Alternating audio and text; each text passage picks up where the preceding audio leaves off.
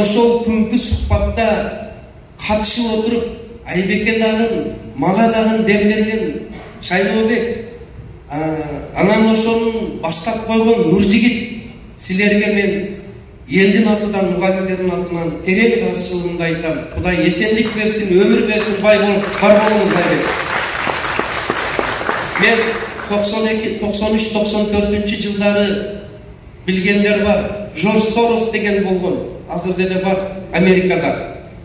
38 мамлекетте фронт ачкан филантроп, меценат. Ошол Соростун колдоосу менен Колумбия университетинде 2 жыл аралыктан билим алып, анан бир чоң макала жаздым эле. Спонсорлук сүрөөнчүлүк же кыргыздын Соростору качан чыгат деп. Бул 92-93 жылдары. Мен азыр бул күтүп жүрдүм. Ушу Кыргызда дагы илимди, билимди, чыгармачылыкты иштеген адамды, адабиятты, маданиятты, мектепти өз пешене тери менен тапкан каражаттын эсебинен колдоп чыга турган жигиттер чыгар бекен инсандар деп.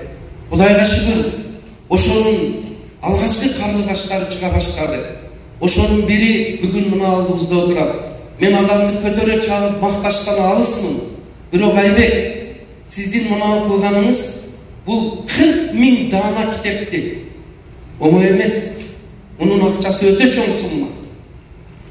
40 000 дана китепти мен суранып барбастан бир сухбатта чай ичип туруп, агай, şu kitaplarınız elge jayılsın üçün menin sizge bir koldoğum bolsun, az gana şunu koldop çarıp koyayım degen Kırgızdın dağın oşonday bir mecenatları var eken.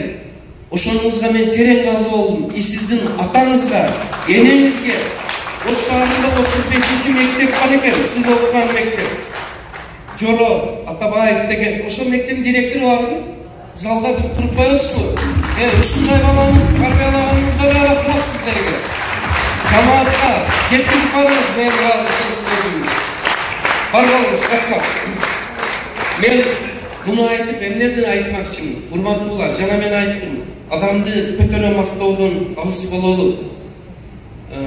Maktоо Kudayga jaraşat. Biz jönökөй эле bir pendebиз. Бирок эми жакшынын жакшы ишин айтып коюшкан дагы кайсалбасак болбойт да. Жакшы ишти эмне үчүн айтыш керек? Юридикада катар юристтер отурат. Бул жерде дагы эң сонун юристтер отурат. Эмне кылыш керек? Чындыгга келгенде бул жерде чоң маселе, бул баарыңыздардын башыңыздарда отурат. Biz Олимпиада, жыйыртуу дейбиз, сыймыктанабыз. Чындыгга келгенде азыр балдарды биз башкарып атабыз. Же болбосо мынау башкарып тарбиялап жатабы, аны Кудай билет. Ал эми бул өтө чоң көйгөй. Эмне үчүн балдар окугусу келбей калды, жана аны эмне кылыш керек деген суроого жооп издедим, эксперимент жүргүздүм. Экинчи бир суроо. Эмне үчүн ата-эне өзүнүн балдарынын билимиге кызыкпайт? Дептерин ачып көрбөйт, күндөлүк дептерин ачып көрбөйт, жетишүүсү менен кызыкпайт. Мектепке келип мугалимдерге "О балли, Кудай колдосун" деп дем берип кызыгуу жок. Ал эми чыр чыкса, жетишпесе, о эртеден босого балдар өтпөсө, мектеп күнөөлүү, Гарано району күнөөлүү, ал жогору жака чейин кете турган коомдук пикир эмне үчүн жаралып калды? Эмне үчүн ата-эне өз балдарыга кайдыгер? Албетте аларды жаман демекчи эмесмин, бирок турмуш тиричилик деп, Москва деп, мигрант деп, ошол акыбалга ата-эне өз жарымы аргасыздан барса, жарымы стереотип мышлениеде көнүп калган адат боюнча мугалим тарбиялап алыш керек деген менен жүрөт. Экинчи издеген суроом ушу. Үчүнчү издеген суроом, миңдеген жакшы мугалимдерибиз бар, директорлорубуз бар. Алар үчүн рахмат.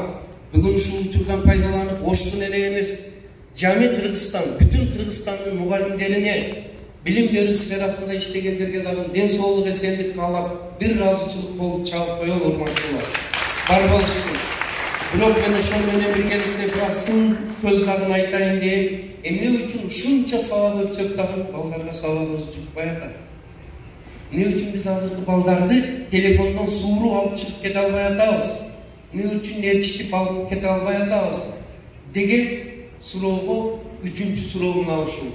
Үч суроого жооп издеп, 25 жыл эксперимент жүргүзүп, Ошол мектебимди мен ачканда жөн эле мектеп эмес, педагогикалык, социалдык педагогикалык проблемалык лаборатория деп ачтым. Лаборатория дегенимдин себеби ушуну иликтедим, жооп издедим. Ага жоопту мен чет өлкөнүн гана тажрыйбасынан эмес, өзүбүздүн кыргыз кыртышынан, шубакзар, коен томуктун арасында чөп чабып, мал багып жүрүп, жүзүн сугарып жүрүп издедим. Жакты 3 жылдык каникулдарда дагы. Ошол жоопту 3 китебиме жоопту жаздым.